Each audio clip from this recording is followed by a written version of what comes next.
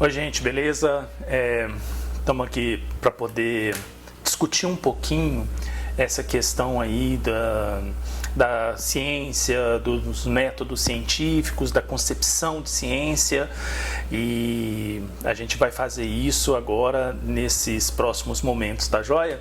Eu sou Gabriel Carvalho, e professor aí do IFMG, professor do Prof. EPT, e essa aula ela tenta dar um complemento, para essas discussões feitas em sala de aula, beleza? Bom, em primeiro lugar, eu acho que vale a pena a gente pensar na estrutura mesmo da ciência, o que o Chalmers fala, o que é ciência afinal? Quer dizer, afinal de contas, o que é essa coisa que a gente chama de ciência? Muita gente tem uma concepção de ciência muito ligada a um projeto, a um modelo, a um paradigma que nós chamamos de empírico-indutivista, cuja a versão filosófica tem a ver com o positivismo, que diz que o conhecimento provém da experiência, ou seja, o conhecimento ele está centrado nos objetos e é por meio da experiência que um cientista se deixa impregnar por esse conhecimento. Ou seja, o bom pesquisador é aquele que vai fazer pesquisa, que vai para um laboratório, que vai para o campo de pesquisa, desprovido de toda e qualquer teoria prévia, como se ele pudesse, de repente, tirar de si toda a sua história, todas as suas crenças, todas as suas concepções e focar simplesmente no objeto do estudo. E aí ele precisa de repetir experiências por inúmeras vezes, ele vai repetindo, até que ele consiga encontrar algumas coisas que se repetem, algumas situações, alguns fenômenos, algumas regras, e ele vai, por meio da observação do real, entrar naquele universo, e ele vai então descobrir determinadas leis, regras. Essa palavra descobrir significa tirar a coberta, descobrir. Ou seja, o conhecimento ele está ali pronto, independente das pessoas, independente dos sujeitos, e esse conhecimento ele está de alguma forma escondido, ele está de alguma forma coberto pela natureza. E aí a experiência, os experimentos e tal, são algumas maneiras que nós temos para conseguir tirar essa coberta e, ao tirar essa coberta, revelar quais são os segredos da natureza. Houve cientistas, inclusive, que usavam a metáfora de que as experiências elas torturavam a ciência, a natureza, até que ela revelasse os seus segredos. É cruel, é maluco, mas isso está embutido nesse modelo, nessa forma de pensar, uma ideologia de que nós, como sujeitos, como pessoas, nós não produzimos saberes, nós simplesmente pegamos esses saberes lá da natureza. E assim, ainda tem uma questão que, sobretudo quando a gente vê reportagens, mídias e tal, a gente percebe muito esse modelo, O experimento tal provou que fulano fez uma experiência em laboratório e conseguiu demonstrar que, como se a experiência fosse assim, o grande juiz, do conhecimento científico. Bom, inúmeros exemplos ao longo da história das ciências mostram que não é bem assim. A gente pode citar aqui que, por exemplo, o modelo talvez mais aceito hoje na ciência, como para responder do ponto de vista biológico como que nós chegamos aqui a ser Homo sapiens, a teoria da evolução do Darwin, não tem uma referência de um experimento que foi feito pelo Darwin para poder ver o que era verdade. Nós temos, na verdade, elementos que foram pegos lá pelo Darwin, na viagem, por exemplo, a Galápagos, em diversas outras situações de observação, e ele construiu um modelo teórico. esse modelo teórico é muito forte. E hoje nós temos evidências experimentais que o que ele falou tem a ver. Nós temos uma série de questões de órgãos análogos, nós temos uma série de questões ligadas às descobertas fósseis e tal, mas não existe um experimento cabal que diga, não, é isso mesmo. Né? Existem evidências, quer dizer, a teoria da evolução do Darwin talvez seja uma história bem contada, né? E que dá para nós resultados bastante significativos quando a gente confronta com outros modelos teóricos. Então, assim, a questão do observador isento, a questão do empirismo como sendo a forma única e verdadeira de se chegar ao conhecimento, tem sido questionado várias vezes ao longo da história, com exemplos muito cabais, tá? E assim, hoje, talvez a concepção mais adequada seja que o conhecimento, ele se dá na relação, na interação entre o sujeito e o objeto. Quer dizer, o conhecimento, ele não reside nem nos objetos e está lá à espera de ser descoberto, muito menos ele reside no sujeito, ou seja, como se a gente já tivesse nascido com todas as nossas capacidades e em algum momento elas simplesmente afloram como insights. Então, assim, o conhecimento não é nem externo ao sujeito e nem totalmente interno ao sujeito. O conhecimento se produz, né, se constrói justamente quando há uma interação. Portanto, a ciência, como construção humana, ela se dá também nesse processo dialético entre sujeito e objeto. Isso significa dizer que como a ciência é uma construção humana, os modelos utilizados por nós, eles são também produções desse ambiente. Então, toda a ciência produzida num determinado momento histórico responde a questões culturais, políticas, econômicas, sociais daquele momento histórico. Um exemplo, há muito tempo atrás, quando inventaram o microscópio e foram observar diversas coisas, houve cientistas que enxergavam no espermatozoide um pequeno homenzinho, um homúnculo dentro do espermatozoide. Veja, esse modelo, por que será que o cara enxergou isso? Né? Ele enxergou realmente? Ou será que aquela concepção machista, aquela concepção que era centrada no homem como o provedor, como o inteligente, como o trabalhador, como a pessoa que sai da casa, como aquele que pode ditar, né, as normas, as regras, será que isso também não influenciou na capacidade do cara, né, do cientista, de enxergar aquele homúnculo? Porque se o espermatozoide tem um homúnculo, é o homem que determina todas as características do novo ser. A mulher é só um receptáculo, né? É só um lugar para que esse ser possa se desenvolver biologicamente e depois nascer. Então, veja, as coisas estão muito interligadas, né? O que nós conseguimos ver, o que nós conseguimos interpretar num determinado momento, tem a ver com todo o contexto em que essa pesquisa foi feita. Por isso, a ciência é uma produção humana. Ela não é simplesmente um ato de se deixar impregnar pelos objetos, né? Então, a gente tem inúmeros exemplos dentro da natureza, dentro da história da ciência, que mostram isso. Agora, sobretudo, após o século XIX, com o grande progresso que a ciência teve, a ciência e assim, para e passo, né, o desenvolvimento tecnológico, o conhecimento técnico associado àquelas questões da evolução científica, mostraram que a ciência era quase que uma dádiva, né? Então, assim, houve diversas evoluções do ponto de vista mecânico, dos transportes, de qualidade de vida para a população, descoberta, né, de micro-organismos e penicilina, depois já no século XX, enfim.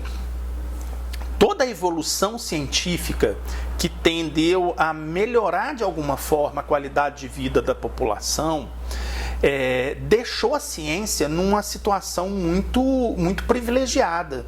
A ciência era vista como a salvadora de todos os nossos males. Há diversos livros do final do século XIX, começo do XX, que falam isso, são as utopias. Livros, contos, né, histórias em que a ciência se desenvolveu tanto que o homem, né, a humanidade, deixou de trabalhar muito. Trabalhava lá 2 horas por dia, mas havia todo um entorno científico que provinha, não tinha mais doença, não tinha mais fome, dentro de uma determinada cidadela, e a ciência dominava aquilo ali. Então, são várias histórias que são construídas como esse caráter salvador da ciência, e até hoje a gente vê isso. Vocês podem perceber aí, a ciência como sendo uma espécie de um carimbo de qualidade. Quando a gente vê assim, creme tal, testado cientificamente nos laboratórios tal, né? A gente tem a apropriação de algumas palavras para tentar colocar qualidade nas coisas, né? Sal quântico, nada a ver, né? Terapia quântica, isso é uma balela. Na verdade, isso não é assim. O quântico que eles estão se referindo ali é só uma palavra que o cara coloca para poder dizer que aquilo é bom, né? Apropriando justamente. Agora a moda é falar neuro, né? Tudo é neuro isso, neuro aquilo, e assim, a ciência como esse mito, né, de que as coisas são boas. Aliás, toda vez que você falar esse negócio de mito, você pode desconfiar, porque não tem nada a ver. Então, assim, o modo como a gente chega ao conhecimento, como a gente faz ciência, não é simplesmente observar, ver uma determinada regularidade e tirar uma conclusão, né? Isso seria muito fácil, muito simples, né? Na verdade, é necessário que o pesquisador, que o cara que faz a ciência, se insira naquele projeto, se insira naquele programa de pesquisa, e ele vai colocar ali as suas concepções, as suas ideias, tá?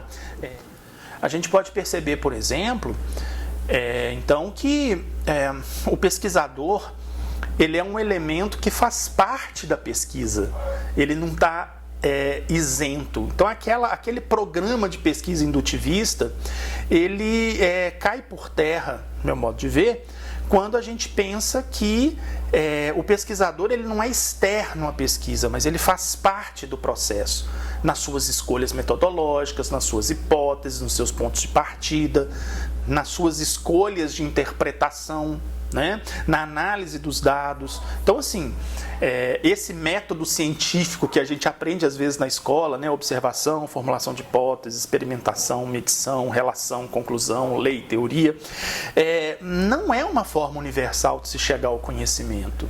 A gente não observa primeiro para depois fazer hipótese. A nossa história de vida pode nos permitir fazer certas hipóteses, né? O observador nunca é absolutamente neutro. Uma mesma imagem apresentada para todas as pessoas podem ver coisas diferentes. Por exemplo, aí, ó, o que vocês estão lendo? Eu tenho certeza que muita gente leu Coca-Cola, porque conhece a garrafa, a cor, o tipo de letra, o seu cérebro pega aquilo e fala Coca-Cola. Mas o que está escrito é Coca-Coca. E provavelmente agora muita gente começou a ver Coca-Cola. Então veja, aquilo que você já sabe influencia naquilo que você vê. E você jurava que era Coca-Cola, não é verdade? Então é importante ter essas questões sempre em mente na hora de trabalhar com o processo científico. Como que a gente pode diminuir, então, esse viés, digamos, personalístico, né, das interpretações? Abrindo a sua interpretação para comunidades externas, para comunidades que pesquisam coisas parecidas que você, mas que não pesquisam exatamente, que não fizeram a pesquisa que você fez. Colóquios, congressos, artigos, discussão em grupos de pesquisa, isso é sempre essencial. A abertura para a interpretação do outro. Quer dizer, quais são os elementos que você usou para chegar a essa conclusão? Eles são, de fato, elementos coerentes? Eles são de fato suficientes para você levantar essas evidências? Ou não? Ou ao contrário, eles são, na verdade, partes de uma possível interpretação? Quais seriam as outras interpretações possíveis? É um pouco nesse sentido que a gente acha que o conhecimento, né, a ciência vai se produzir. Tá certo? Então, assim, o que um observador vê depende em parte da sua experiência que já passou, né? Do seu conhecimento, das suas expectativas, das concepções, da sua cultura. Então, não é exatamente um observador isento. E aí, para a gente poder tentar concluir, o conhecimento científico ele é uma construção complexa. Complexo não significa necessariamente difícil, mas ele é o conhecimento científico ele agrega em si uma quantidade muito grande de fatores, como vocês podem perceber. Né? O pesquisador, com toda a sua carga pessoal, a sua história de vida, o objeto, aquele objeto de pesquisa que naquele momento histórico vale a pena ser pesquisado e que de repente em outros momentos poderia não valer a pena. A gente viu isso muito forte em relação ao coronavírus, o esforço mundial que foi feito. Tudo bem, havia ali promessas de gasto, de ganhos econômicos, né, vultuosos, mas houve um esforço de uma determinada comunidade científica em prol do desenvolvimento de uma vacina. E houve uma corrida, inclusive, para chegar quem chegava primeiro. A humanidade estava ameaçada. Muita gente viu de forma altruísta, vamos trabalhar, mas muita gente viu ganhos econômicos. Mas, enfim, foi produzida uma vacina num tempo recorde, num tempo que não é normal, né, uma vacina. Muita gente pegou isso, inclusive, para criticar a vacina e se dizer contra ela, uma atitude bizarra, né, em relação à questão da saúde pública. Mas, veja, por que outras doenças, outros vírus não tiveram esse esforço conjunto, né, em relação à descoberta de vacina? Tem características que são próprias dos vírus, né? Os vírus são diferentes uns dos outros, uns mais passíveis de conseguir uma vacina, outros menos, mas há também um contexto social, um contexto econômico, um contexto político de uma determinada época que conduz de alguma forma à produção ali daquele conhecimento. Né? A ciência, como outros tipos de conhecimento religioso, técnico, artístico, é uma forma de interpretar o mundo. Né? É uma forma de interpretar as manifestações do mundo, seja ele da natureza, seja ele do meio social, cultural, alguma coisa assim, mas o conhecimento científico busca uma narrativa. Essa palavra está meio desgastada ultimamente, mas é isso mesmo, né? Narrar uma determinada forma de agir, de pensar, de ser, de um determinado grupo de conceitos. Então, é uma maneira de interpretar o mundo. Tem várias outras. E é um conhecimento que pode ser alterado. É um conhecimento que, com a evolução das coisas, dos saberes, com novos saberes sendo construídos, a gente pode reinterpretar o que tinha sido feito antes. Né? Plutão já foi planeta, deixou de ser. A gente vê, por exemplo, né, a evolução dos modelos atômicos, que, poxa, era uma bolinha, depois separou, enfim, a gente tem uma série de possibilidades de reinterpretação das coisas, tá? E eu acho que isso é uma coisa muito importante, tá? Então, muito cuidado para concluir quando vocês pensarem num projeto de ciência, num projeto científico, para que vocês não caiam naquela questão de entrar no senso comum. O senso comum que vai dizer, ele não tem um compromisso lógico interno. Para o senso comum, coisas que às vezes são antagônicas podem conviver perfeitamente. Então, vou dar um exemplo aqui de conhecimento religioso do senso comum, sobretudo no Brasil. Né? O Brasil tem um sincretismo religioso muito grande. Então, você, por exemplo, se diz, vamos supor, católico, mas acredita em reencarnação, por exemplo. do ponto de vista estrito, ou você é católico ou você acredita em reencarnação, porque o catolicismo não admite a reencarnação como uma possibilidade. Então, se você diz, eu sou católico, mas acredita que uma pessoa reencarnou, há uma incoerência interna do conhecimento religioso. Mas para o senso comum, está tudo bem. E você vai encontrar assim, gente, é tudo Deus. Então, você acha uma explicação para poder juntar duas coisas que não são comensuráveis, que não podem conviver juntas, mas você acha uma explicação. O senso comum, ele trabalha muito com isso. Explicações, às vezes, locais, que não tem compromisso com o que você já tinha dito antes. E assim, teve um acidente, aí uma pessoa faleceu, a outra não. Aí o cara fala assim, não, ela faleceu porque Deus queria que ela fizesse isso. A outra sobreviveu, não, porque Deus queria que ela fizesse isso. Poxa, mas ele quer que eu morra, quer que o outro não morre, enfim. Aí o cara fala assim, não, mas é porque a sabedoria de Deus, ela está além do que a gente pode entender.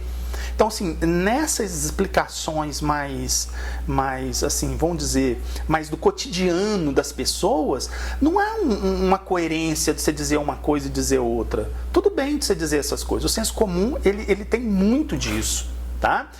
A ciência não. A ciência tem um compromisso com as relações causais. Isso é uma questão muito importante para você validar o conhecimento científico. Todo trabalho que você for fazer em mestrados, né, em doutorado, em pesquisa de uma forma geral, as coisas que você afirma como sendo as suas motivações, justificativos, seus objetivos, têm que ser coerentes com a sua metodologia, com os referenciais, né, os autores que você traz para poder dialogar com você, com a forma com a qual você interpreta e com as suas conclusões.